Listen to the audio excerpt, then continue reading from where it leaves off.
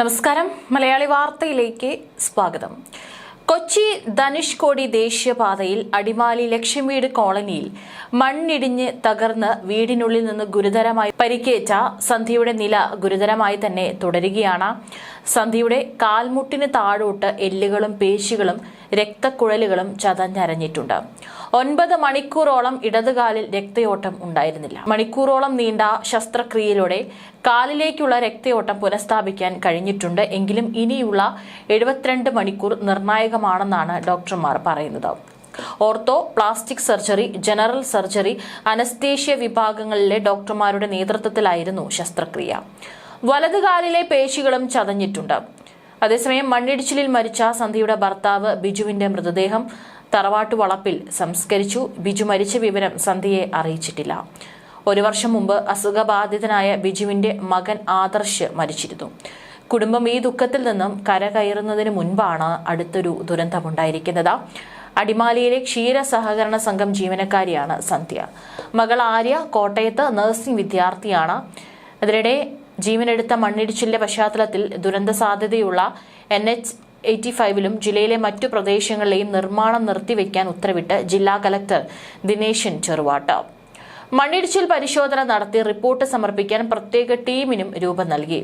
ജില്ലാ geologist, hazard analyst, soil conservation officer, groundwater വകുപ്പ് ജില്ലാ ഓഫീസർ, പൊതുമരാമത്ത് ദേശീയപാത വിഭാഗം എക്സിക്യൂട്ടീവ് എഞ്ചിനീയർ, ദേശീയപാത authority executive engineer, Devikulam tahsildar എന്നിവരോട് 2 ദിവസത്തിനകം റിപ്പോർട്ട് വിശദമായിട്ടുള്ള പ്രാഥമിക റിപ്പോർട്ടും 4 ദിവസത്തിനകം വിശദ റിപ്പോർട്ടും സമർപ്പിക്കാൻ കലക്ടർ നിർദ്ദേശം നൽകി.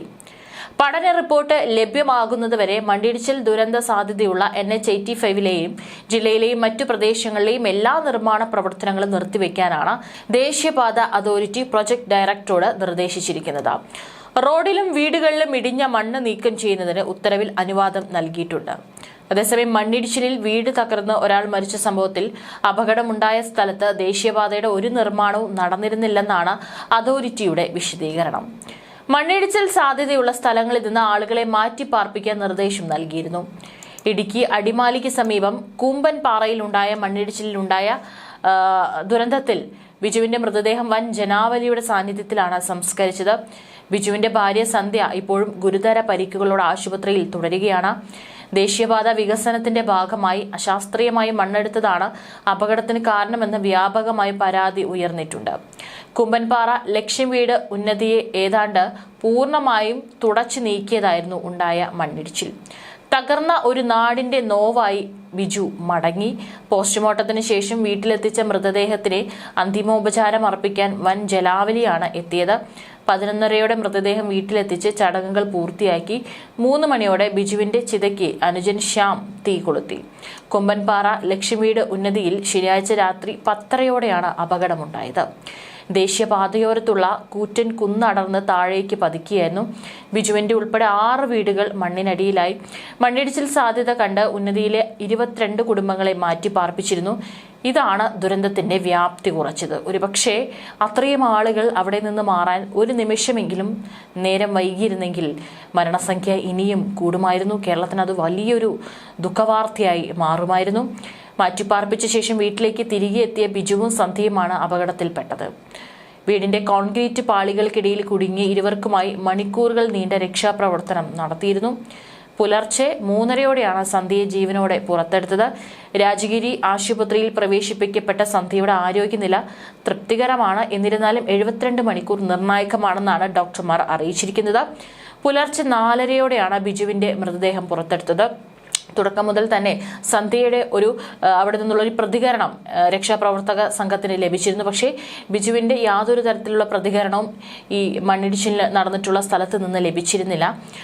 ഏതായാലും സ്ഥലത്ത് ദേശീയപാതയുടെ നിർമ്മാണം നടന്നിട്ടില്ലെന്ന് പറഞ്ഞ് ദേശീയപാത അതോറിറ്റി കൈയൊഴിഞ്ഞു. ബിജുവും ഭാര്യയും അപകടത്തിൽപ്പെട്ടത് വ്യക്തിപരമായ ആവശ്യത്തിന് വീട്ടിൽ പോയപ്പോഴാണെന്നും മണ്ണിടിച്ചിൽ സാധ്യതയുള്ള സ്ഥലങ്ങളിൽ നിന്ന് ആളുകളെ മാറ്റി പാർപ്പിക്കണമെന്ന നിർദ്ദേശം നൽകിയിരുന്നെന്നാണ് ദേശീയപാത അതോറിറ്റിയുടെ വിശദീകരണം. അപകടാവസ്ഥയിലുള്ള സ്ഥലത്തെ വീടുകളിൽ കഴിയുന്നവരെ ഒഴിഞ്ഞുകിടക്കുന്ന KSEB ക്വാർട്ടേഴ്സുകളിലേക്ക് മാറ്റാനാണ് തീരുമാനം. ദേശീയപാതയിലേക്ക് ഇടിഞ്ഞു വീണ മണ്ണ് നീക്കം ചെയ്യാൻ ആഴ്ചകൾ വേണ്ടിവരും. നിലവിൽ നടക്കുന്ന ദേശീയപാത നവീകരണ പ്രവർത്തനങ്ങൾ നിർത്തിവെക്കാൻ ജില്ലാ കളക്ടറും ഉത്തരവിട്ടിരിക്കുകയാണ്. പ്രദേശത്ത് ഇപ്പോഴും മണ്ണിടിച്ചിൽ ഭീഷണിയുള്ളതിനാൽ അതീവ ജാഗ്രത തുടരുകയാണ്. ദുരന്തത്തിൽ നിന്ന് രക്ഷപ്പെട്ട ഒരു കുഞ്ഞിന്റെ വാക്കുകളും ശ്രദ്ധ നേടുന്നുണ്ട്. ഇന്നലെ എല്ലാം തന്നെ ആ കുഞ്ഞു മനസ്സ് വല്ലാതെ നൊന്തുകൊണ്ട് പറയുന്ന വാക്കുകളാണ് മാധ്യമങ്ങളിലടക്കം വന്നത്. അവിടെ റോഡ് പണിയാതിരിക്കാൻ പാടില്ലല്ലോ, പണിയണം, പണിയരുതെന്ന് പറഞ്ഞാലും അവരത് ചെയ്യാതിരിക്കില്ലല്ലോ. അവർക്ക് കാശല്ലേ പ്രധാനം. താമസിച്ചിരുന്ന വീടും സമ്പാദ്യവും നഷ്ടമായി. ദുരന്തഭൂമിയിൽ നിന്ന് വാപ്പയുടെ കയ്യും പിടിച്ചു മടങ്ങുന്ന 5 വയസ്സുകാരി ഫൈഹക്കുട്ടിയുടെ നിഷ്കളങ്കമായ ചോദ്യം സമൂഹത്തോടാണ്. ശനിയാഴ്ച വൈകിട്ടാണ് ഫൈഹയും കുടുംബവും അടിമാലി ഗവൺമെന്റ് സ്കൂളിലെ ദുരിതാശ്വാസ ക്യാമ്പിലേക്ക് പോയത്. 4 പൂച്ചക്കുട്ടികളെ വീട്ടിൽ സുരക്ഷിതമായി പാർപ്പിച്ചിരുന്നു. അവയെ നോക്കാനും വസ്ത്രങ്ങൾ എടുക്കാനുമായി ഞായറാഴ്ച രാവിലെ വീട്ടിലെത്തിയപ്പോഴാണ് ഇത്രയും വലിയ ദുരന്തമാണ് നാട്ടിൽ ഉണ്ടായതെന്ന് ഫൈഹയ്ക്ക് മനസ്സിലായത്. കൂട്ടുകാരുടെയൊക്കെ വീട് മണ്ണിൽ പുതഞ്ഞു കിടക്കുന്നത് കണ്ട് അവൾ ഭയന്നുപോയി.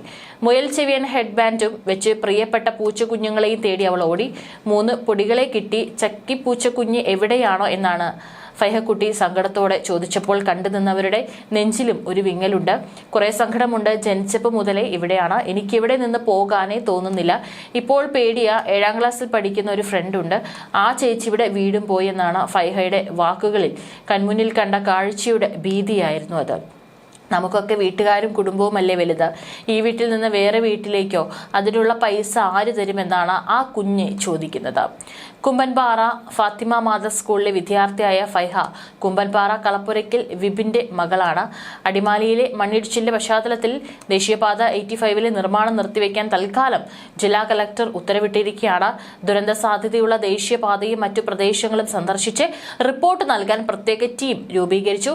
ജില്ലാ geologist, Hazard analyst, soil conservation officer, ground water വകുപ്പ് ജില്ലാ ഓഫീസർ, പൊതുമരാമത്ത് ദേശീയപാത വിഭാഗം എക്സിക്യൂട്ടീവ് എഞ്ചിനീയർ, ദേശീയപാത authority executive engineer, Devikulam tahsildar എന്നിവർക്കും 2 ദിവസത്തിനകം പ്രാഥമിക റിപ്പോർട്ടും 4 ദിവസത്തിനകം വിശദമായ റിപ്പോർട്ടും സമർപ്പിക്കാനാണ് ജില്ലാ കളക്ടർ നിർദ്ദേശം നൽകിയിരിക്കുന്നത്. പഠന റിപ്പോർട്ട് ലഭ്യമാകുന്നതുവരെ മണ്ണിടിച്ചിൽ ദുരന്ത സാധ്യതയുള്ള NH 85-ലെയും ജില്ലയിലെ മറ്റു പ്രദേശങ്ങളിലെയും എല്ലാ നിർമ്മാണ പ്രവർത്തനങ്ങളും നിർത്തിവെക്കാൻ ദേശീയപാത അതോറിറ്റിക്ക് പ്രൊജക്ട് ഡയറക്ടർക്ക് നിർദ്ദേശം നൽകി. മണ്ണിടിച്ചിലിന് പിന്നാലെ പ്രധാന കാരണം കൊച്ചി ധനുഷ്കോടി ദേശീയപാതയുടെ നിർമ്മാണവുമായി ബന്ധപ്പെട്ട അശാസ്ത്രീയമായ മണ്ണെടുപ്പും നിർമ്മാണവുമാണെന്നാണ് ആരോപണം ഉയർന്നിരുന്നത്. വലിയ യന്ത്രങ്ങൾ ഉപയോഗിച്ച് മണ്ണ് ചെത്തിയെടുത്തത് മലയ്ക്ക് വലിയ തോതിൽ ഇളക്കം തട്ടാൻ കാരണമായി. മഴ പെയ്യാതിരുന്നിട്ടും മണ്ണിടിച്ചിലുണ്ടായതും അശാസ്ത്രീയ മണ്ണെടുപ്പ് മൂലമാണെന്നും പ്രദേശവാസികൾ ആരോപിച്ചു. ഒരാൾക്ക് ഇറങ്ങാവുന്നത്ര വിള്ളൽ അവിടെ മുമ്പുണ്ടായിരുന്നുവെന്നും പ്രദേശവാസികൾ പറഞ്ഞു. അതേസമയം ആരോപണങ്ങൾ അടിസ്ഥാനരഹിതമാണെന്നും നിർമ്മാണത്തിൽ അപാകതകളില്ലെന്നുമാണ് ദേശീയപാത അതോറിറ്റിയുടെ വിശദീകരണം.